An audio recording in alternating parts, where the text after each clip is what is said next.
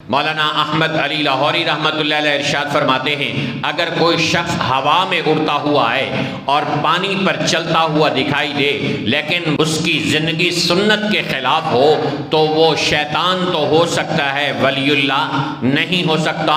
ولی کامل اولیاء اللہ وہ ہوتے ہیں جو سنت رسول پر چلنے والے ہوتے ہیں اور لوگوں کو اللہ کی ذات کے ساتھ جوڑنے والے ہوتے ہیں۔ برادران محترم، اللہ تعالیٰ قرآن پاک میں اپنے اولیاء کی شان بیان کرتے ہوئے ارشاد فرماتے ہیں، الا ان اولیاء اللہ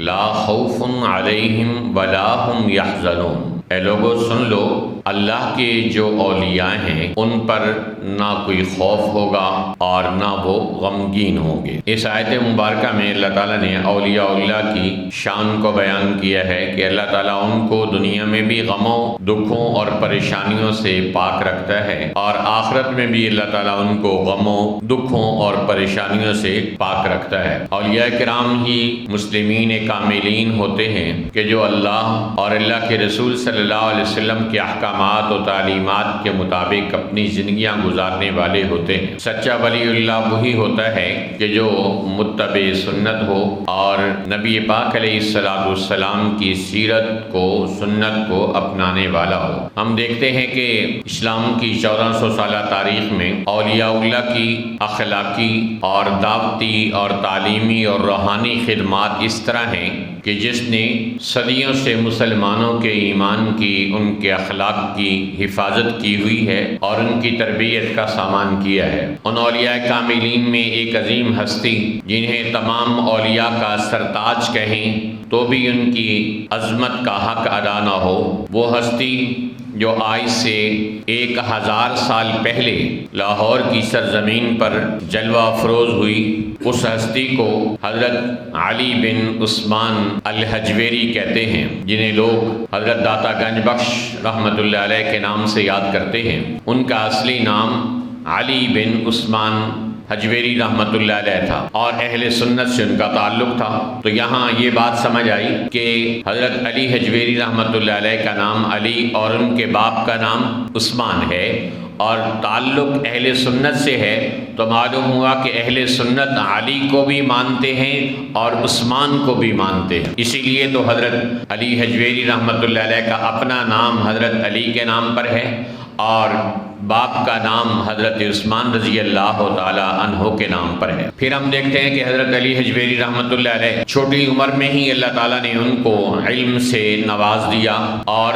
تقریباً 21 سال کی عمر میں انہوں نے علم دین سے متعلق پہلی کتاب تصنیف فرمائی۔ 21 سال کے نوجوان کو یہاں بولنے کا طریقہ نہیں آتا اور علی حجویری رحمۃ اللہ علیہ کو اتنا اللہ نے علم عطا فرمایا کہ وہ اوروں کی رہنمائی کے لیے کتاب لکھنے کے قابل بن گئے۔ جس محفل میں سلطان محمود غزنوی رحمۃ اللہ علیہ نے یہ بات کہی، اس میں حضرت علی حجویری رحمۃ اللہ علیہ کے استاد محترم بھی موجود تھے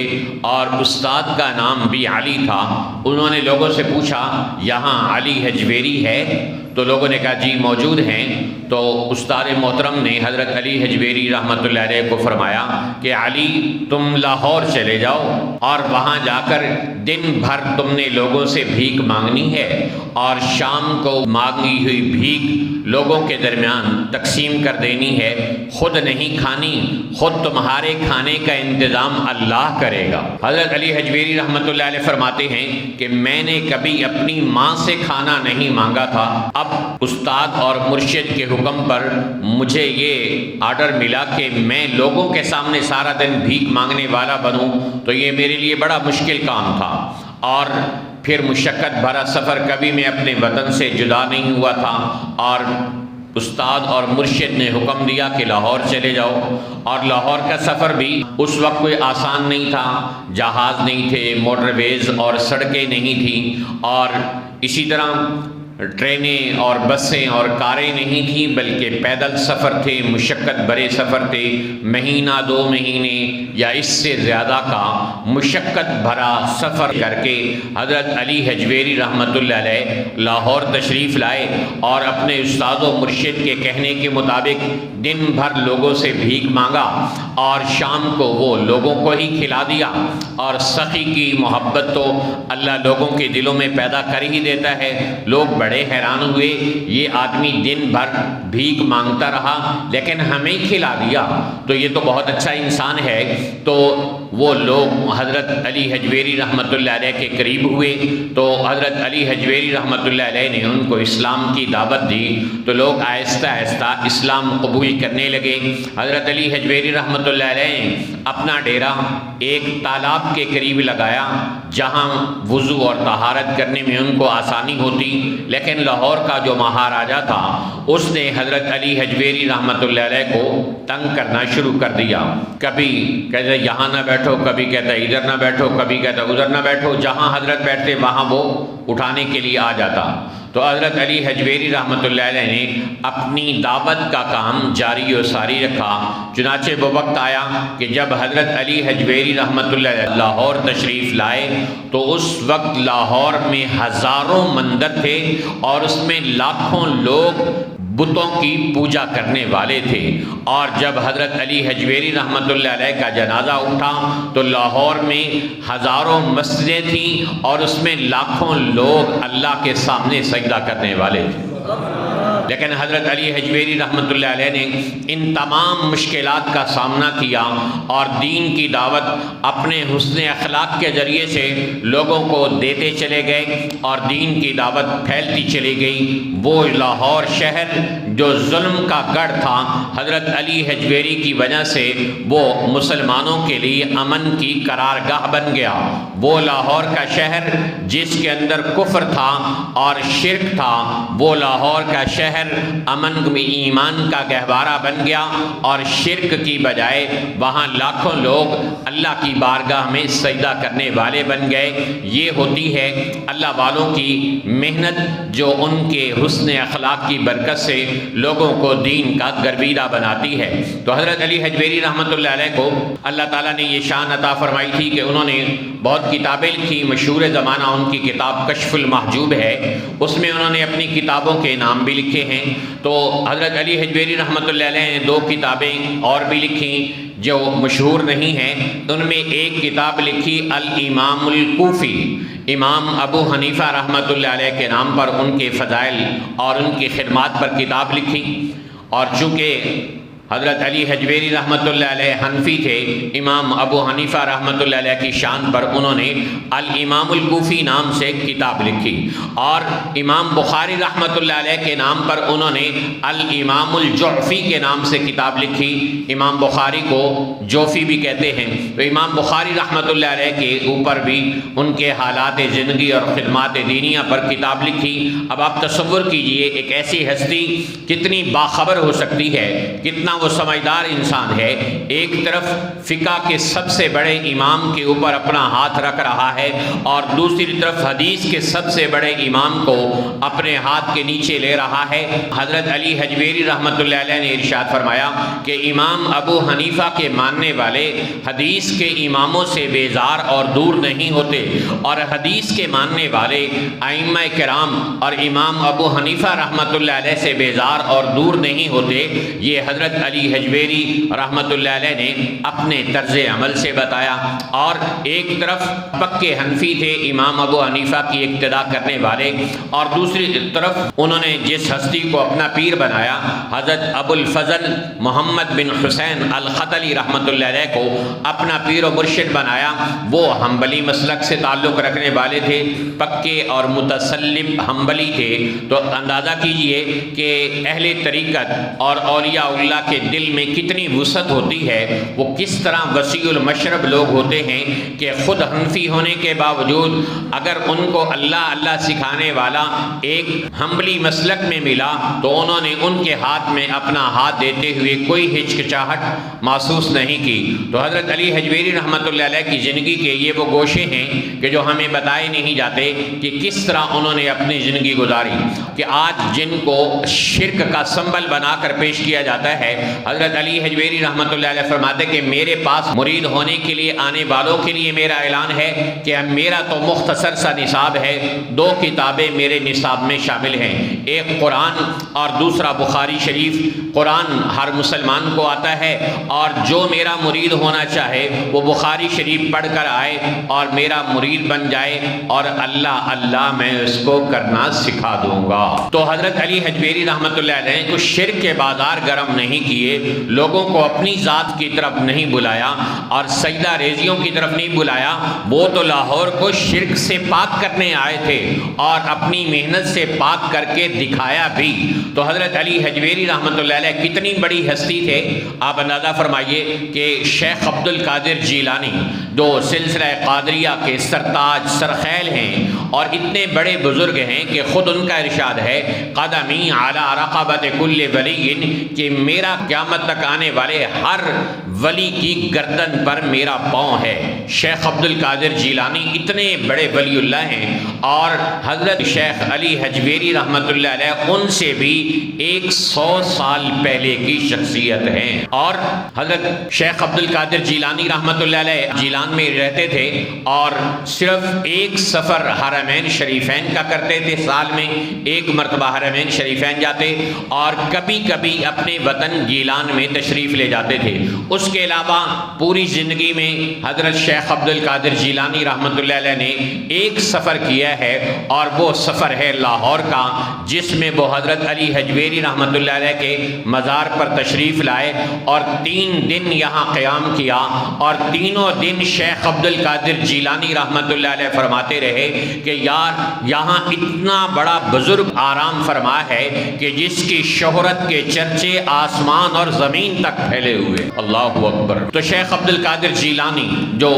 سلسلہ قادریہ کے سرتاج ہیں، وہ بھی سلام عقیدت پیش کر رہے ہیں اپنے حضرت علی حجویری رحمۃ اللہ علیہ کو، اور سلسلہ چشتیہ کے سرتاج سلطان الہند حضرت خواجہ معین الدین چشتی اجمیری رحمۃ اللہ علیہ کہ قیامت تک ہندوستان کی دھرتی ان کے وجود پر فخر کرتی رہے گی، وہ یہاں تشریف لائے اور 3 سال مختلف اولیاء سے کسب فیض کرتے رہے۔ آخر ایک دن خواب میں حضرت علی حجویری رحمۃ اللہ علیہ کی زیارت ہوئی تو فرمایا او دیوانے کہاں ادھر ادھر پھر رہے ہو، ادھر لاہور آؤ۔ تو حضرت علی حجویری رحمۃ اللہ علیہ کے مزار پر حضرت خواجہ معین الدین چشتی اجمیری رحمۃ اللہ علیہ تشریف لائے،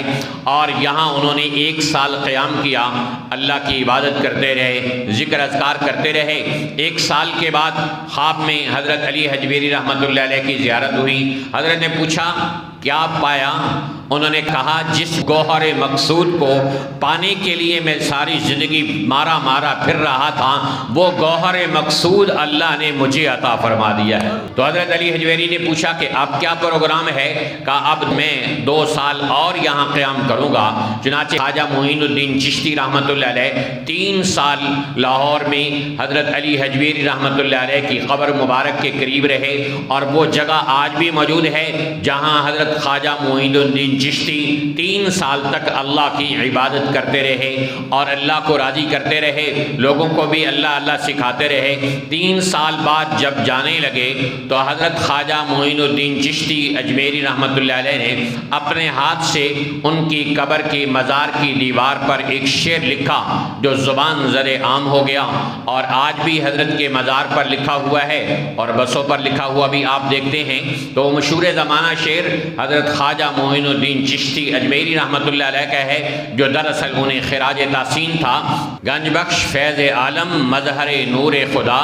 ناکسارا پیر کامل کاملارا رہنما، یہ خراج تحسین تھا ایک بہت بڑے ولی کامل سلطان الہند خواجہ معین الدین چشتی اجمیری رحمۃ اللہ علیہ کی طرف سے حضرت علی حجویری رحمۃ اللہ علیہ کے نام۔ تو ایک ایسی ہستی کہ جس کو سلطان الہند خراج تحسین پیش کر رہے ہوں، ایک ایسی ہستی کہ جس کو سلسلہ قادریہ کے تاجدار حضرت شیخ عبد القادر جیلانی خراج تحسین پیش کر رہے ہوں، ایک ایسی ہستی جس کو حکیم الامت مجدد الملت مولانا اشرف علی تھانوی رحمۃ اللہ علیہ خراج تحسین پیش کر رہے ہوں۔ مولانا اشرف علی تھانوی رحمۃ اللہ علیہ وفات سے 2 مہینے قبل ہندوستان سے یہاں لاہور تشریف لائے اپنے دانت کے علاج کے سلسلے میں، اور جب فارغ ہوئے تو یہاں لاہور میں کچھ جو اکابر کی قبور مبارکہ تھیں ان پر بھی تشریف لے کر گئے، اور جو لاہور میں سلاطین دفن ہیں، قطب الدین ایبک ہے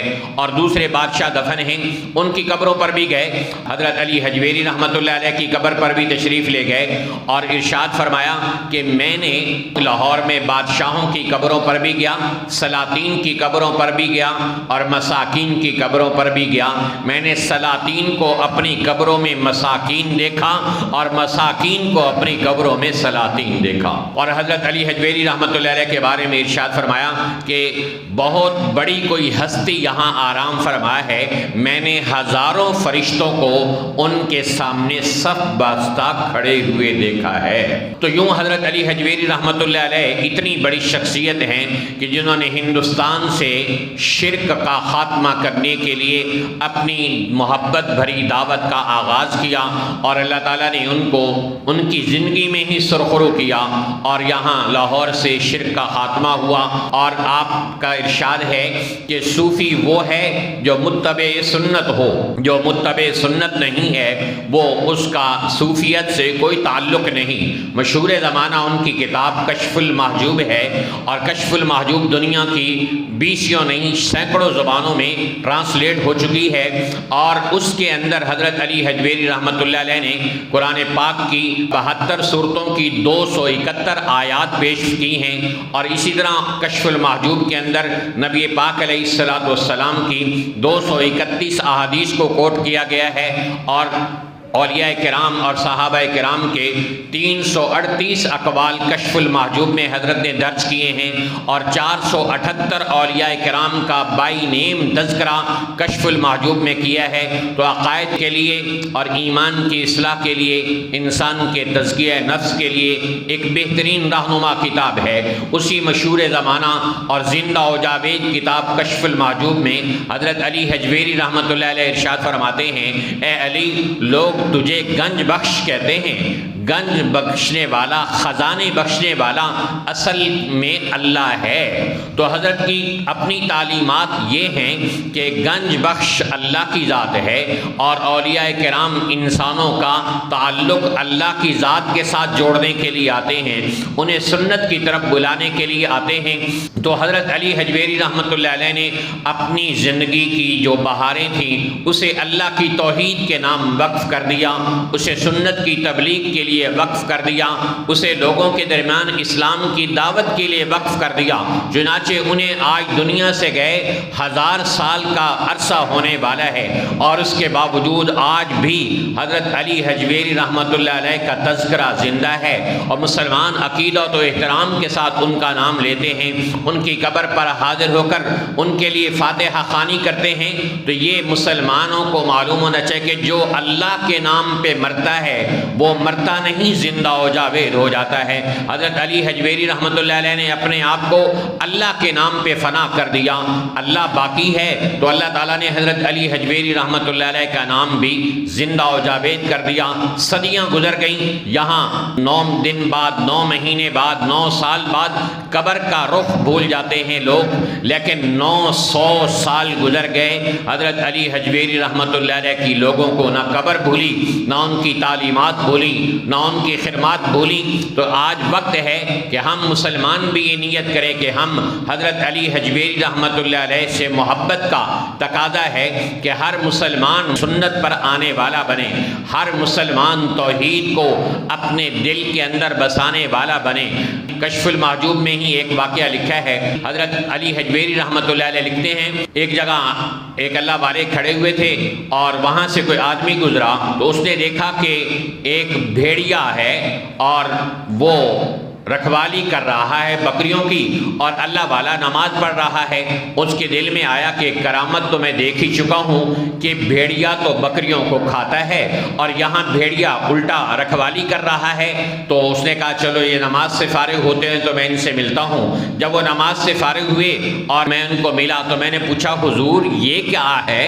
یہ بکریوں اور بھیڑیوں میں موافقت کیسے ہو گئی، یہ ایک دوسرے کے دشمن ایک دوسرے کے رکھوالے کیسے بن گئے، ان کے درمیان موافقت کیسے پیدا ہوئی؟ حضرت علی حجویری کشف المحجوب میں لکھتے ہیں کہ اس اللہ والے نے جواب دیا جب میں نے اللہ کے ساتھ اپنی موافقت کر لی، اللہ نے میری بکریوں اور بھیڑیوں کے درمیان موافقت کر دی اور ان کو ایک دوسرے کا رکھوالا بنا دیا۔ میں نے پوچھا یہ مقام کیسے ملا اس آدمی کو؟ تو اس آدمی نے کہا کہ میں نے نبی پاک صلی اللہ علیہ وسلم کی سنت کی اتباع کی ہے، اتباع سنت کی برکت سے اللہ نے یہ مجھے مقام عطا فرمایا ہے۔ تو حضرت علی حجویری رحمۃ اللہ علیہ کی قیامت تک آنے والے مسلمانوں کے لیے تعلیمات کیا ہیں؟ اللہ کی توحید، نبی پاک علیہ الصلوۃ والسلام کی سنت، اس کو اپنانے والے اہل ایمان بنے۔ یہ حضرت علی حجویری رحمۃ اللہ علیہ کی ذات سے محبت ہے اور یہی ان کی ذات کو حقیقی خراج تحسین ہے، اور ان کے لیے دعا بھی ہے کہ اللہ قیامت تک آنے والے مسلمانوں کی طرف سے حضرت علی حجویری رحمۃ اللہ علیہ کو جزائے خیر عطا فرما کہ انہوں نے یہاں دین کی دعوت کا علم بلند کیا، ورنہ ہندوستان میں اصلی سیدوں کو چھوڑ دے، باقی کون سکھوں کی اولاد تھا، کون ہندوؤں کی اولاد تھا، اور کیسے اسلام کے دامن میں آیا، اس میں حضرت علی حجویری رحمۃ اللہ علیہ سمیت تمام ان اولیاء کرام، علماء کرام کا حصہ ہے کہ جنہوں نے ہندوستان کی مشرک اور کافر قوموں کے درمیان اپنے اخلاق اور دعوت کے ذریعے سے اسلام کے پیغام کو پہنچایا۔ اللہ تعالی ہم سب کو اولیاء کرام سے محبت کرنے کی اور ان کی سچی سچی تعلیمات پر عمل کرنے کی توفیق عطا فرمائے۔ حضرت امام الاولیاء شیخ التفسیر حضرت مولانا احمد علی لاہوری رحمۃ اللہ علیہ کے ایک فرمان کے ساتھ اپنی آج کی گفتگو کا اختتام کرتے ہیں۔ مولانا احمد علی لاہوری رحمۃ اللہ علیہ ارشاد فرماتے ہیں اگر کوئی شخص ہوا میں اڑتا ہوا ہے اور پانی پر چلتا ہوا دکھائی دے لیکن اس کی زندگی سنت کے خلاف ہو تو وہ شیطان تو ہو سکتا ہے، ولی اللہ نہیں ہو سکتا۔ ولی کامل اولیاء اللہ وہ ہوتے ہیں جو سنت رسول پر چلنے والے ہوتے ہیں اور لوگوں کو اللہ کی ذات کے ساتھ جوڑنے والے ہوتے ہیں۔ اللہ تعالیٰ قیامت تک آنے والے ہندوستان کے مسلمانوں کی طرف سے حضرت علی حجویری رحمۃ اللہ علیہ کی کو جزائے خیر عطا فرمائے اور ان کی قبر مبارک پر کروڑوں رحمتیں نازل فرمائے اور ہم سب کو ان کی سچی سچی تعلیمات پر عمل کرنے کی توفیق عطا فرمائے۔